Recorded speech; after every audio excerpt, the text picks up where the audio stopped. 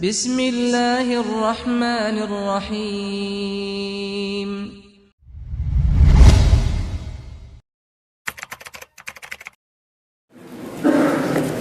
Bismillahirrahmanirrahim.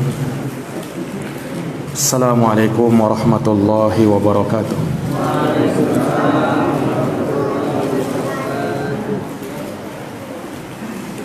Alhamdulillah. Alhamdulillahi rabbil alamin. Wa bihi nasta'inu ala umuri dunya waddin.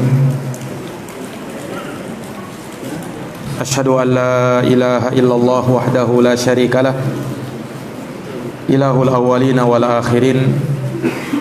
Wa asyhadu anna Muhammadan abduhu wa rasuluhu shadiqul amin, sallallahu alaihi wa ala alihi wa sahbihi wa man tabi'ahum bi ihsanin ila yaumiddin wa sallama tasliman katsira.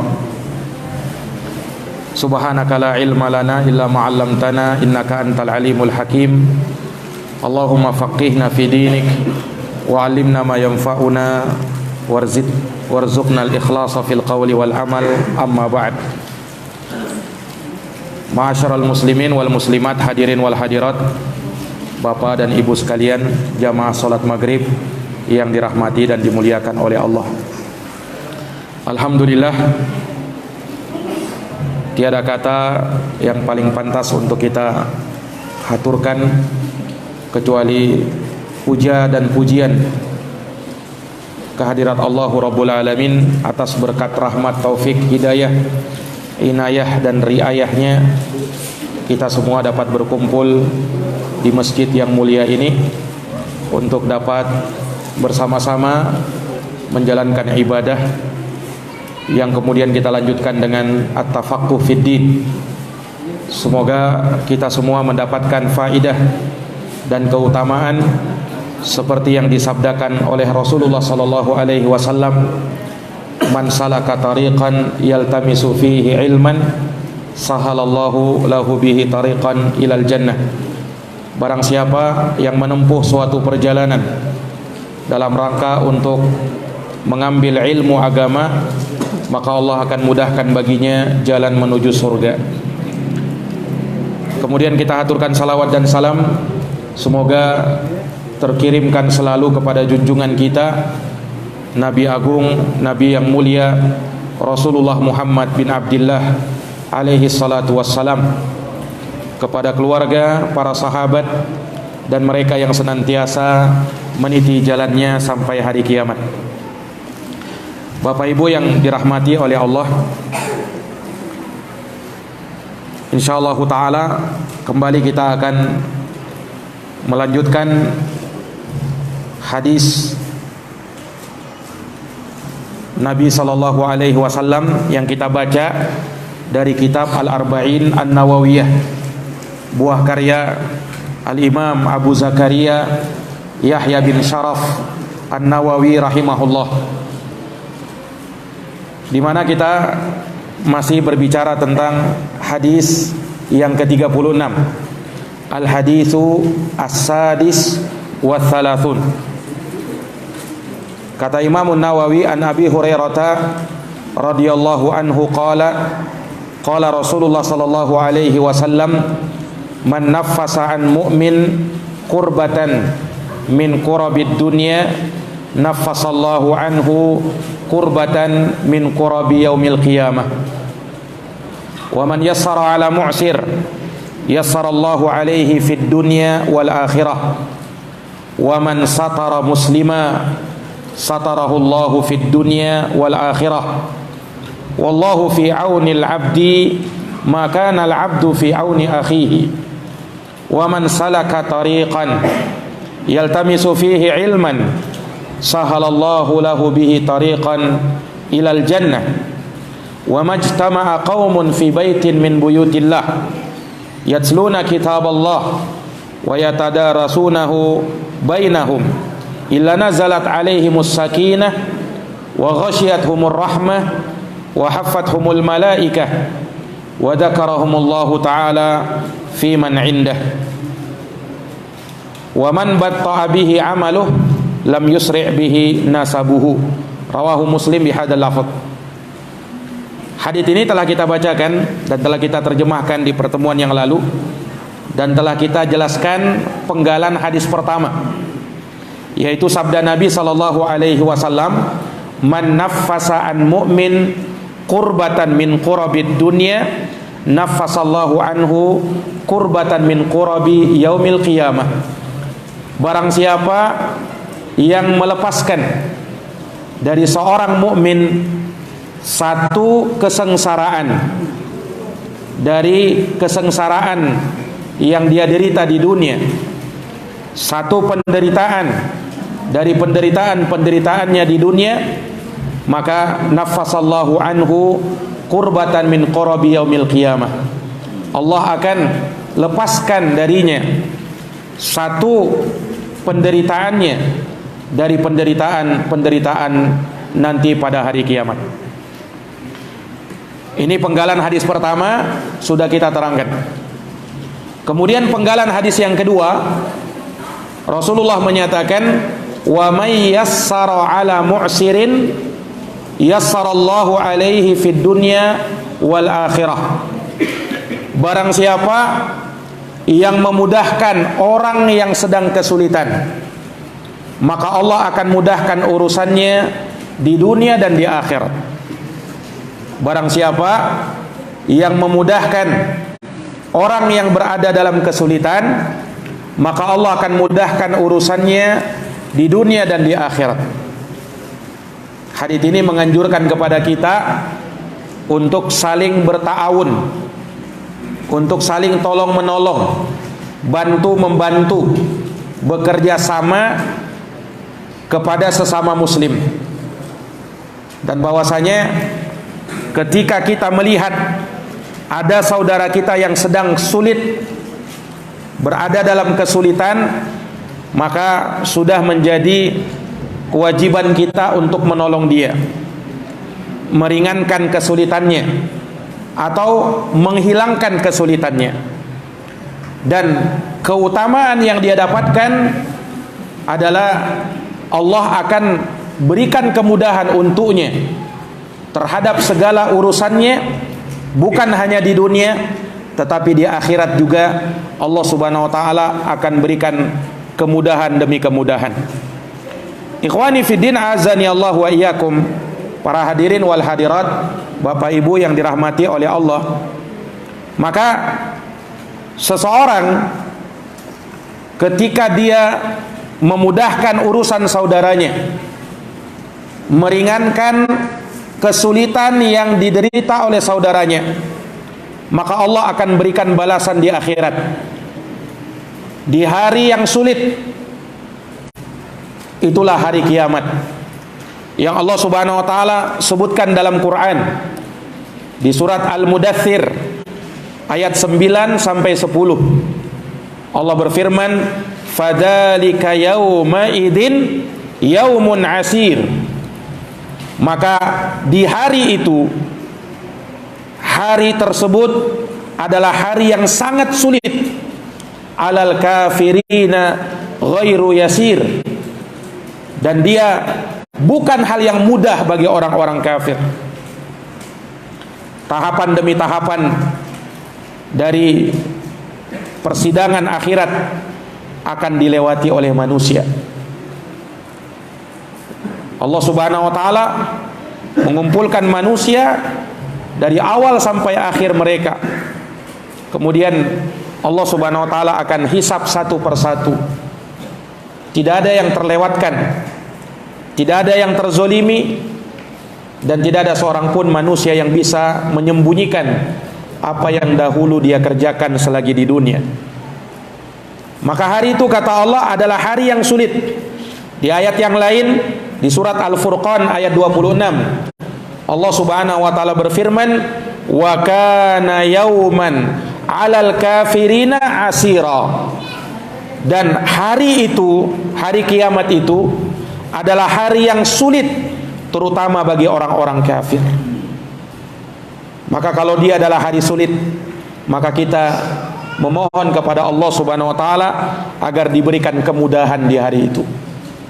Dan dari hal yang bisa memudahkan urusan kita nanti di akhirat, apabila kita memberikan kemudahan kepada saudara kita yang pada saat dia berada dalam kesulitan, kita bantu dia, kita tolong dia, kita ringankan bebannya, kita hilangkan kesulitan-kesulitannya, maka al-jaza min jinsil amal, balasan sesuai dengan amal perbuatanmu. Ketika kau memudahkan orang lain, maka Allah pun akan mudahkan urusanmu. Ini jamaah yang dirahmati dan dimuliakan oleh Allah Subhanahu wa ta'ala.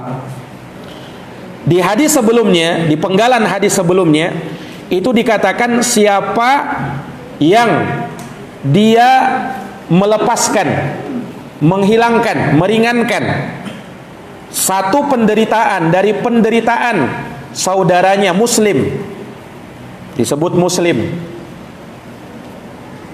Apakah menghilangkan kesulitan orang, penderitaan orang hanya terkhusus kepada muslim saja?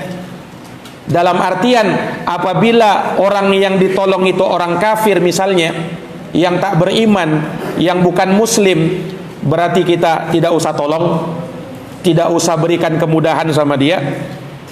Nah, kata para ulama, bukan seperti itu maksudnya. Rasulullah menyebutkan seorang muslim, kenapa?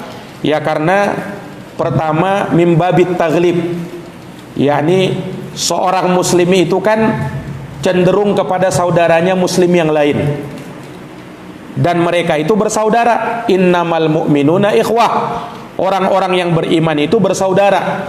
Maka saudara yang pertama yang mesti kita tolong adalah sesama muslim.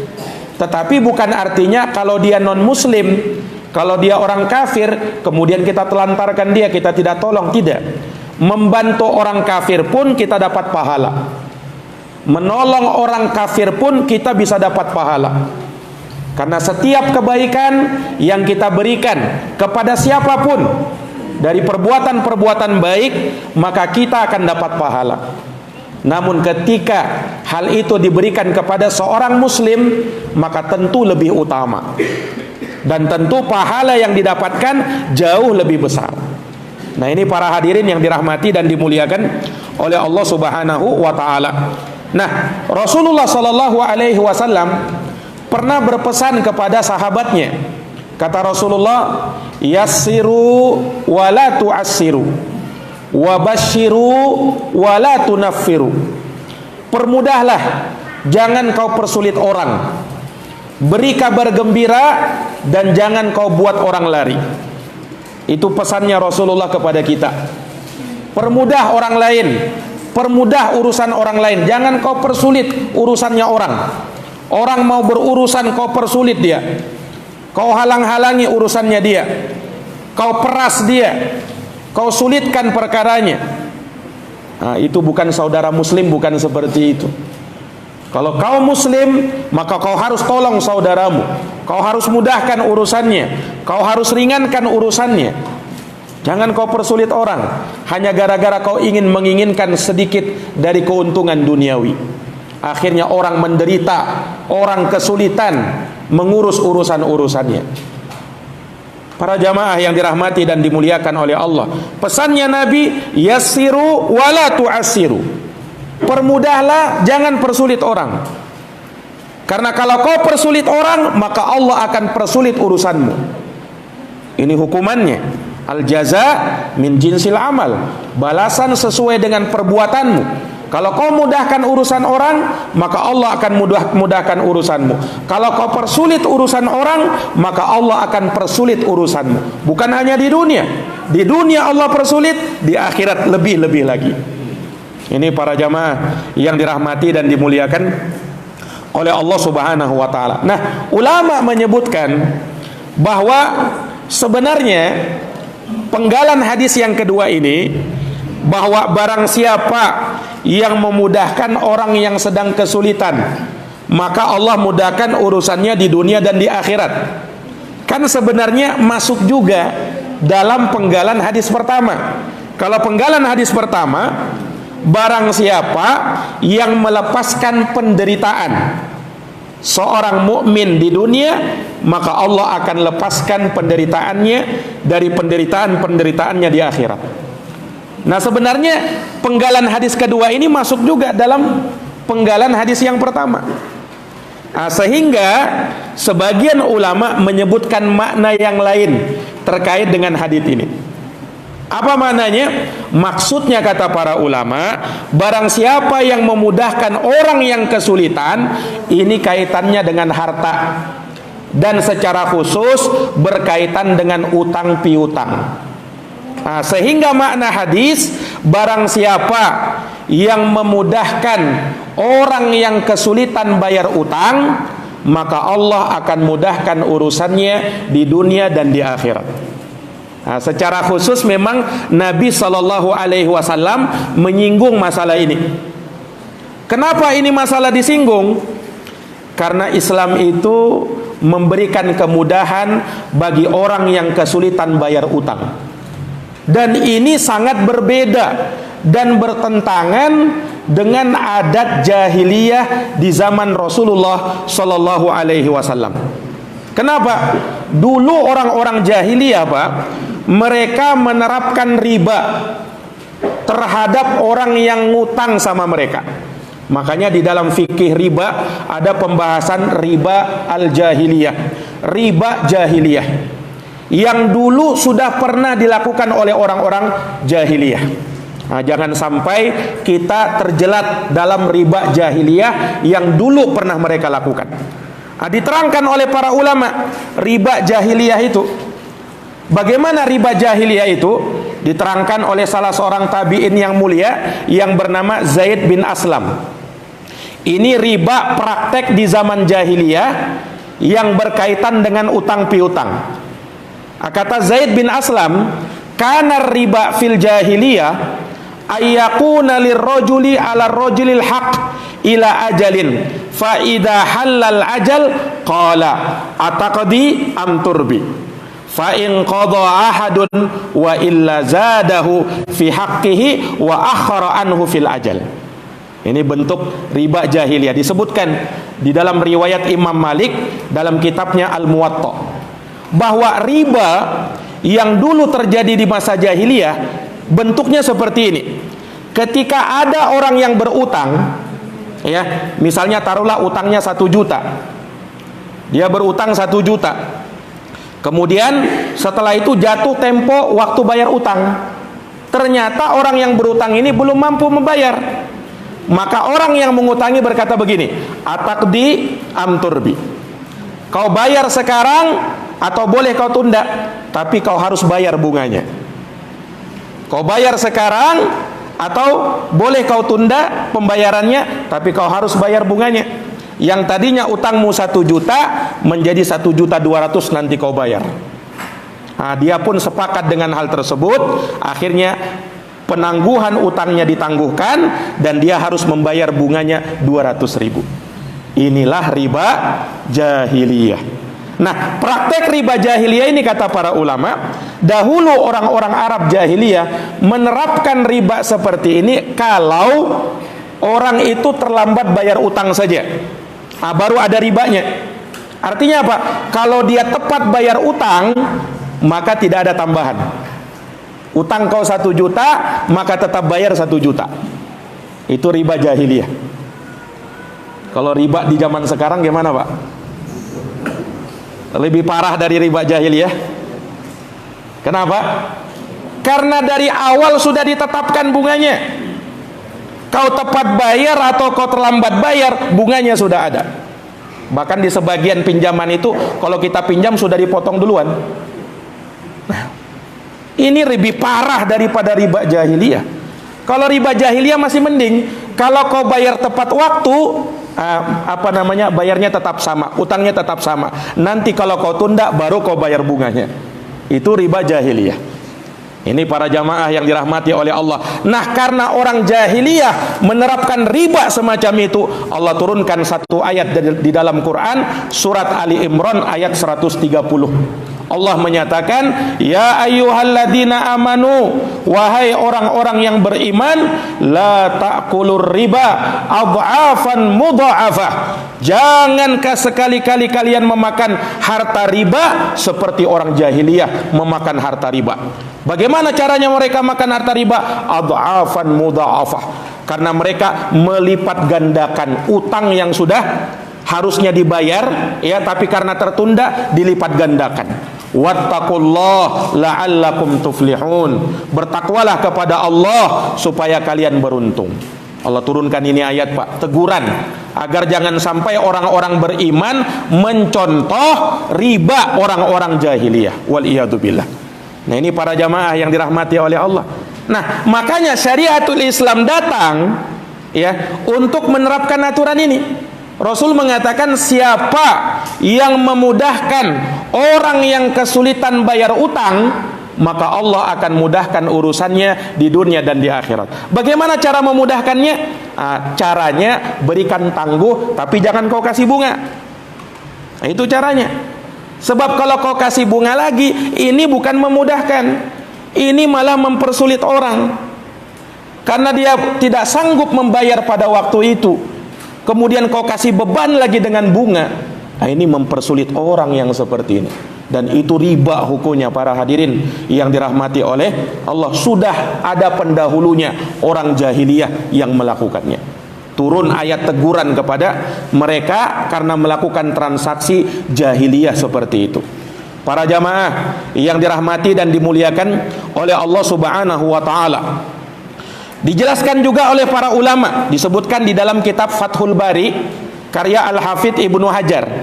Disebutkan di dalam kitab tersebut katanya, inna riba ahlil jahiliyah yabi'ur rajulul bai' ila ajalin musamma fa idza halal ajal wa lam yakun inda sahibihi qada'un zada wa akhara anhu.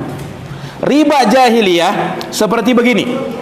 Seseorang misalnya menjual barangnya kepada orang lain secara kredit sampai batas waktu tertentu. Ketika tiba jatuh tempo pembayaran, ya, maka orang yang membeli ini ternyata belum bisa melunasi. Nah, sehingga, ya, si penjual berkata, harga barang harus dinaikkan karena kau tidak mampu membayar utangmu tepat waktu. Nah, ini para hadirin yang dirahmati dan dimuliakan oleh Allah. Ini juga praktek riba jahiliyah dalam jual beli yang pernah dilakukan di masa jahiliyah. Ini jamaah yang dirahmati oleh Allah. Nah, kalau di zaman sekarang mirip dengan adanya penetapan penalti yang ditetapkan oleh orang itu. Kalau dia terlambat bayar utang, kena kau penalti katanya. Bukan penalti 12 pas, Pak, bukan. Penalti yang apa namanya? Orang kalau terlambat bayar kena denda, kena penalti itu, kata orang kena penalti katanya. Nah, itu termasuk di dalam riba jahiliyah itu, ya, termasuk riba jahiliyah. Nah, kalau kita lihat tuntunan Quran bagaimana? Lihat, Pak, dalam surat Al-Baqarah ayat 280. Allah Subhanahu wa taala berfirman, wa in kana du usratin fanadiratun ila maisarah. Apabila kalian melihat orang yang kesulitan bayar utang, fanadiratun ila maisarah, maka berikan tangguh sama dia sampai dia mudah membayar utangnya, tapi tidak boleh kau kasih bunga. Ini para jamaah yang dirahmati dan dimuliakan oleh Allah Subhanahu wa taala. Naam, maka, ya, hadis yang mulia ini, naam, menuntunkan kepada kita, ya, kepada kaum muslimin untuk, naam, mereka memberikan kemudahan kepada orang lain. Ada orang yang kesulitan, mudahkan urusannya, dan Allah Subhanahu wa taala akan berikan kemudahan kepada dirimu. Nah, memberikan kemudahan orang yang kesulitan bayar utang, kata para ulama, ya, ini dibagi oleh para ulama dalam dua keadaan.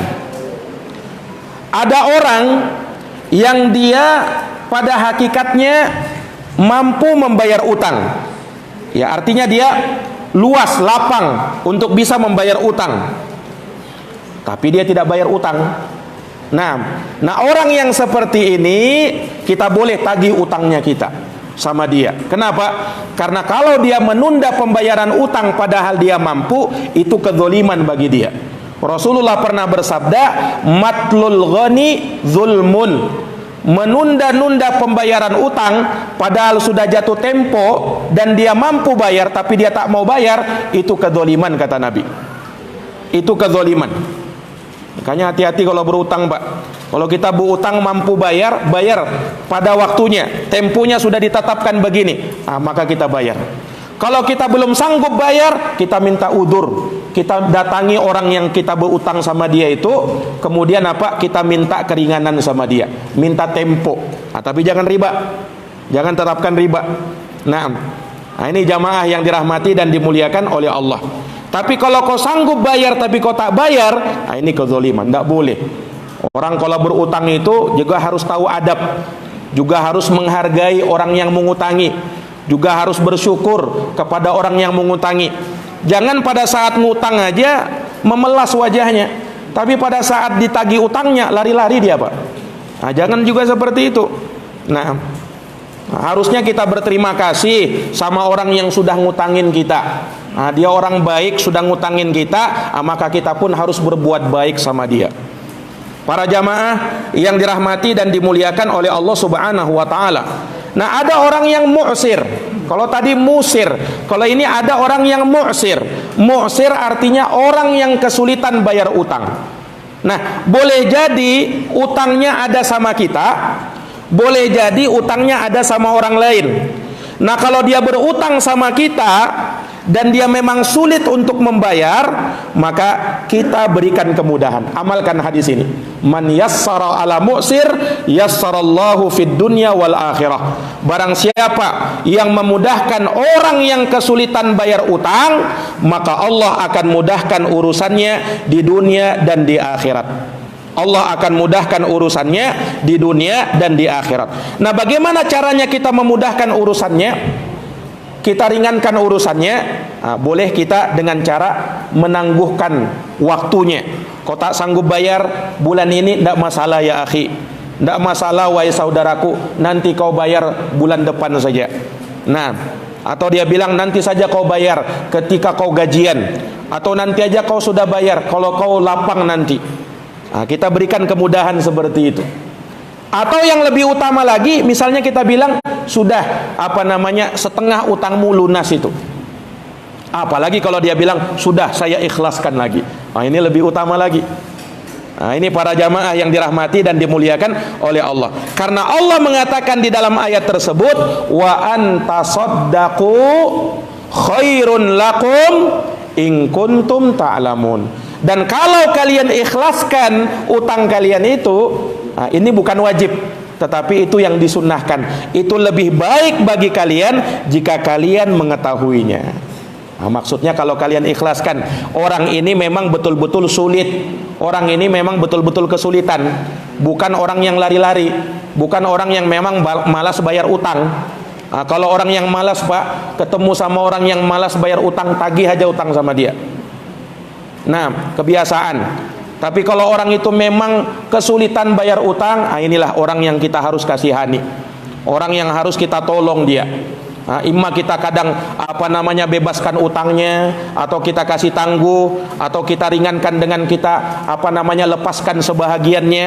Ini dari perkara amal soleh yang utama. Disebutkan dalam hadis Nabi sallallahu alaihi wasallam, kana tajirun yudayinun nas fa idza ra'a mu'siran qala li fityanihi tajawazu anhu la'allallaha an ayatajawaza anna fatajawazallahu anhu.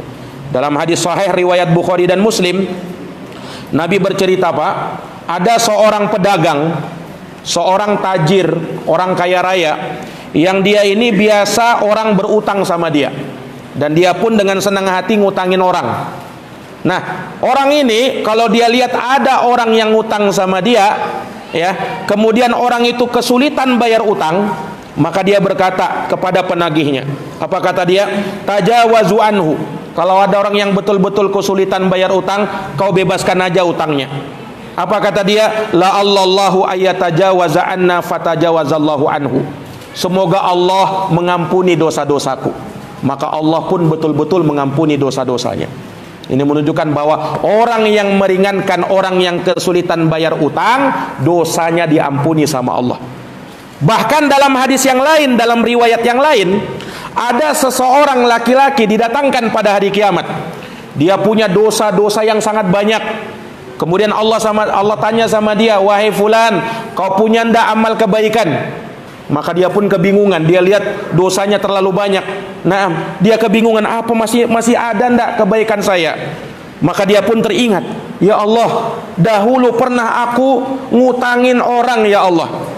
Kemudian ketika aku lihat dia kesulitan bayar utang, aku bebaskan ya Allah utangnya. Aku berharap semoga Allah menghapuskan dosaku dan membebaskan aku dari siksa api neraka. Maka Allah berfirman kepada dia bahwa hari ini kau dibebaskan dari api neraka, dimasukkan ke dalam surga. Subhanallah. Nah, ini para jamaah yang dirahmati dan dimuliakan oleh Allah, menunjukkan apa? Besar keutamaannya orang-orang yang memberikan keluasan kepada seseorang, ya, di mana dia memberikan kemudahan kepada seseorang, terutama orang-orang yang kesulitan. Nah, ini para jamaah yang dirahmati dan dimuliakan oleh Allah Subhanahu wa taala. Dan Nabi juga bersabda bahwa amalan tersebut adalah amalan yang akan membuat Allah cinta kepada hamba tersebut dan Allah cinta kepada amalan tersebut. Disebutkan di dalam hadits yang sahih, Rasulullah sallallahu alaihi wasallam menyatakan, ahabbul a'mali ilallah sururun tudkhiluhu ala qalbi muslimin. Kata Nabi, amalan yang paling dicinta sama Allah adalah kebahagiaan yang kau masukkan ke dalam hati seorang muslim. Au tatrudu anhu ju'an. Kemudian yang kedua, amalan yang dengannya kau mengusir dari orang miskin rasa laparnya. Kau usir rasa laparnya. Maksudnya apa? Kau hilangkan rasa laparnya supaya sampai dia kenyang, orang miskin itu. Au takshifu anhu qurbatan, atau kau lepaskan dari penderitaannya.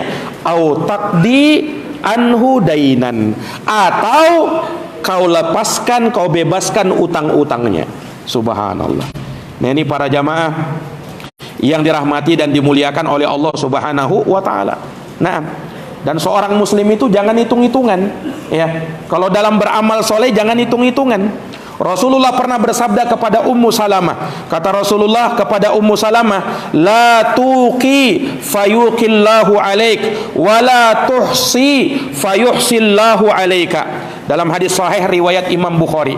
Ya, wahai Ummu Salamah, janganlah kamu itu pelit, maka kelak Allah akan pelit sama kamu.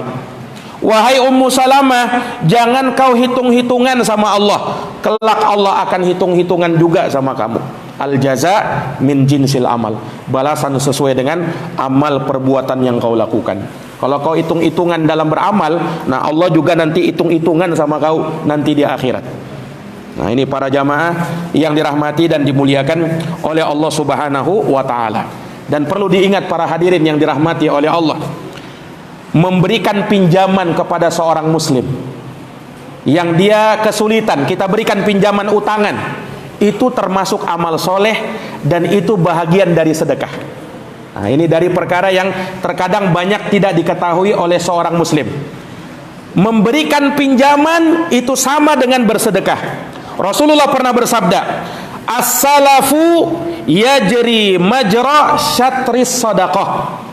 Memberikan pinjaman utangan itu sama dengan separuh bersedekah.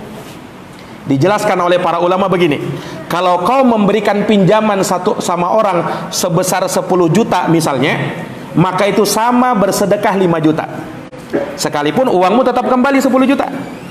Kalau kau kasih orang meminjamkan orang 1 juta, maka sama dengan bersedekah 500 ribu.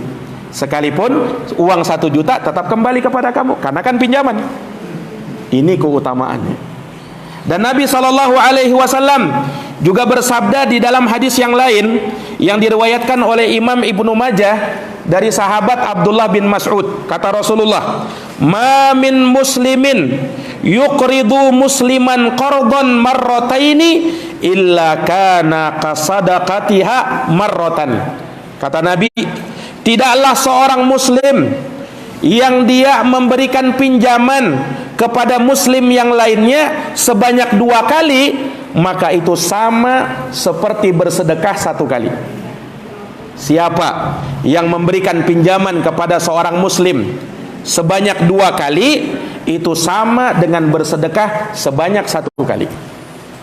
Ini para jamaah yang dirahmati dan dimuliakan oleh Allah Subhanahu wa taala. Nah, maka dari sinilah ya menunjukkan kepada kita bahwa seseorang itu ya dianjurkan untuk menolong saudaranya. Ada saudaramu yang memang membutuhkan bantuanmu ya. Nah, ini kan dari hal yang tentu tidak asing dan sering kita dapati di tengah masyarakat kita.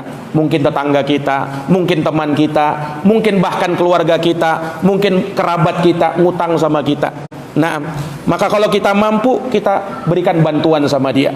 Nah, dan itu nilainya sama dengan sodakoh. Iya. Dan Rasulullah SAW mendoakan rahmat kepada orang yang seperti ini. Kata Nabi, rahimallahu rajulan samhan idza ba'a wa idza ishtara wa idza iqtada. Hadis sahih dari sahabat Jabir bin Abdullah radhiyallahu taala anhu, riwayat Imam Bukhari. Semoga Allah merahmati seseorang yang dia sangat mudah ketika berjual beli dan juga sangat mudah ketika berutang atau menagih utang. Nah, makanya kata ulama, jangan sampai utang itu memutuskan tali silaturahim. Jangan sampai utang itu memutuskan hubungan persahabatan. Betapa banyak, Pak, orang gara-gara utang rusak hubungan silaturahimnya. Betapa banyak orang gara-gara utang rusak hubungan persahabatannya. Gara-gara utang. Nah, makanya utang itu bisa membuat orang berselisih, bisa membuat orang apa? Bisa membuat orang bertengkar. Kalau salah satu dari mereka tidak bertakwa kepada Allah. Tapi kalau mereka bertakwa kepada Allah, yang meminjami bertakwa, yang dipinjami bertakwa, yang mengutangi bertakwa, yang diutangi bertakwa, maka insya Allah Ta'ala hubungan tetap terjaga. Tapi kalau salah satunya sudah berbuat curang, nah inilah yang membuat retak hubungan persaudaraan. Ini para jamaah yang dirahmati dan dimuliakan oleh Allah Subhanahu wa taala. Nah, dan Nabi sallallahu alaihi wasallam menyatakan, "Man talaba haqqan falyatlubhu fi afafin wafin au ghairu wafin." Barang siapa yang dia ingin mengambil haknya, yakni ingin menagih utangnya, maka hendaknya dia tagih ya dengan cara yang lembut, dengan cara yang bijak, baik orang tersebut melunasinya atau belum sanggup melunasinya. Nah, maka ini yang dituntunkan oleh Nabi SAW. Kenapa, Pak? Karena ini hubungan muamalah yang sering terjadi, ya, sehingga Rasulullah SAW itu menetapkan hukum-hukum yang berkaitan dengan utang. Bayangkan, Pak, permasalahan utang ini dibahas oleh para ulama, bahkan dikarang buku khusus, buku tersendiri, Ahkamuddain, hukum utang piutang. Itu dibahas oleh para ulama. Kenapa? Ya karena utang bisa masuk ke dalam ranah riba. Utang bisa membuat hubungan persahabatan menjadi rusak. Utang bisa membuat hubungan silaturahim menjadi retak gara-gara utang. Nah, makanya supaya hal-hal yang seperti itu tidak terjadi, maka Islam menetapkan aturan-aturannya. Ada aturan bagi orang yang mengutangi, ada aturan bagi orang yang berutang. Dan hendaknya kedua-duanya bertakwa kepada Allah Subhanahu wa taala. Sebagaimana orang yang mengutangi bertakwa kepada Allah, maka orang yang berutang harus lebih-lebih bertakwa sama Allah. Jangan sampai ya para hadirin yang dirahmati oleh Allah, ya, kau berutang sama orang lain, akhirnya orang tersebut kau buat susah dia. Nah, kau buat susah dia mencari-cari kau. Kau ketika dicari hilang entah kemana. Nah, Ini para jamaah yang dirahmati oleh Allah. Harusnya kita bersyukur, harusnya kita berterima kasih, harusnya kita menghargai, dan harusnya kita amanah terhadap harta yang kita pinjam dari saudara kita. Harusnya seperti itu. Nah, karena apa? Yang namanya utang harus dibayar. Yang namanya utang harus kau bayar, dan tidak akan bisa lunas utangmu itu kalau belum kau bayar. Di dunia kalau kau belum bayar, nanti diselesaikan lagi di akhirat. Dan pengadilan di akhirat, pembayaran utang di akhirat bukan lagi dengan uang, tapi dengan pahala yang kau lakukan. Dalam keadaan kita sangat butuh-butuhnya dengan pahala kita, tapi diambil pahala kita sama orang yang pernah kita berutang sama dia yang kita belum bayar. Nah, ini para jamaah yang dirahmati dan dimuliakan oleh Allah Subhanahu wa taala. Makanya Nabi peringatkan, kata Rasulullah apa? Nafsul mu'min mu'allaqatun bidainihi. Ya, kata Rasul sallallahu alaihi wasallam bahwa jiwa seorang mukmin itu tergantung dengan utangnya hatta yuqda anhu, sampai utang itu dilunasi. Sampai utang itu dilunasi, kata Nabi SAW, baru jiwanya itu bebas. Tapi kalau belum, sampai mati dia akan dituntut nanti. Makanya Pak, pernah disebutkan dalam sebuah hadis, dalam hadis riwayat Imam Muslim atau Imamul Bukhari, bahwa ada seorang dari sahabat Nabi yang meninggal dunia. Kemudian sahabat ini dimandikan oleh para sahabat, dikafani. Setelah itu ketika mau disolatkan, Rasulullah dipanggil. Ya Rasul, solatkan sahabat yang mulia ini. Ketika Rasul SAW mau maju, Nabi tanya kepada sahabat, alaihi dain, apakah dia punya utang? Ada sahabat yang berkata, na'am ya Rasulullah, lahu utang, dia punya utang dinarani, dia punya utang sebanyak 2 dinar. Maka kata Rasulullah, sholli ala sahibikum, kau solati saja kawanmu ini, aku belum mau solat, kata Nabi. Subhanallah. Nabi tidak mensolati orang yang masih punya utang dan dalam keadaan dia meninggal. Sampai sahabat berkata, ya Rasulullah, alayya dainu, ya Rasulullah, aku yang menanggung utangnya ya Rasulullah. Baru Rasulullah mau mensolatinya. Disebutkan bahwa sahabat yang mau menanggung utangnya itu sahabat yang bernama Abu Qatadah. Ditanggung utangnya. Dia utangnya 2 dinar, Pak. 2 dinar itu 1 dinarnya sama seperti 4,25 gram emas. 4,25 gram emas. Berarti kalau 2 dinar sekitar 8,5 dinar, ya kan? 8,5 gram emas. 8,5 gram emas utangnya dia. Ya, lumayanlah utangnya. Nah, setelah sahabat itu mengatakan, saya yang nanggung utangnya ya Rasul, baru Rasulullah solatkan. Tapi subhanallah, ketika berlalu 1 hari, Nabi ketemu sama Abu Qatadah. Kata Rasul, wahai Abu Qatadah, kau sudah lunasi kah utangnya itu, orang yang meninggal kemarin itu? Kata Abu Qatadah, ya Rasul, dia baru kemarin meninggal. Artinya ya, tidak usah terburu-buru lah, kata sahabat Abu Qatadah ini. Besoknya Nabi tanya lagi, sampai sahabat Abu Qatadah ini yang berkata, ya Rasulullah, saya sudah lunasi utangnya. Kata Rasulullah sallallahu alaihi wasallam, mendengarkan sahabatnya itu bilang begitu, al-an baradat alaihi jilduh. Nah, baru sekarang kata Nabi SAW, kulitnya menjadi dingin. Kulitnya saudaramu yang meninggal itu baru menjadi dingin, kata Nabi. Subhanallah. Makanya para jamaah, kata ulama, orang itu kalau meninggal, sebelum harta warisannya dibagi, sebelum wasiatnya ditunaikan, utangnya dulu harus dibayar. Nah, makanya utangnya harus dulu dibayar. Karena itu kewajiban pertama setelah penyelenggaraan jenazahnya ditunaikan. Utang-utangnya juga harus dilunasi. Kenapa? Khawatir para jamaah yang dirahmati oleh Allah, misalnya dia punya utang, ya, maka dia terhambat untuk mendapatkan rahmat Allah gara-gara utang yang belum selesai. Nah, ini para jamaah. Maka daripada itulah Rasulullah minta perlindungan kepada Allah di dalam doanya, Allahumma inni a'udzubika minal ma'tham wal maghram. Ya Allah, aku berlindung kepadamu dari dosa dan dari lilitan utang. Kenapa? Karena ini sumber masalah. 2 ini sumber masalah. Yang pertama dosa, sumber masalah di akhirat. Yang kedua lilitan utang, sumber masalah di dunia. Nah, ini jamaah, maka sampai Nabi berlindung dari hal tersebut. Tapi kata ulama, bukan artinya orang itu dilarang berutang. Kalau kau memang kesulitan, ya, dan kau sanggup bayar, boleh kau berutang, tidak dosa.